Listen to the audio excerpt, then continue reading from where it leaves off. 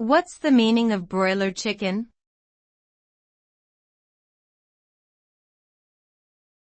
Broiler chicken.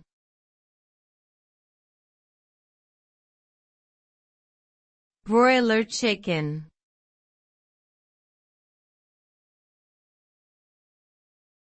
Broiler chicken.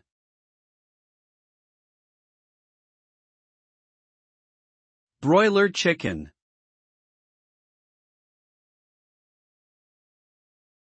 Broiler chickens are a type of chicken that are specifically bred and raised for meat production.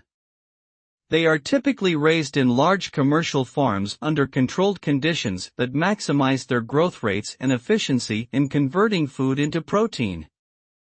Broiler chickens have a short lifespan of only a few months and are culled once they reach maturity.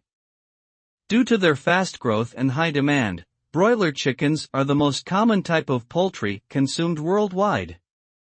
However, concerns have been raised about the welfare and environmental impact of intensive broiler farming practices.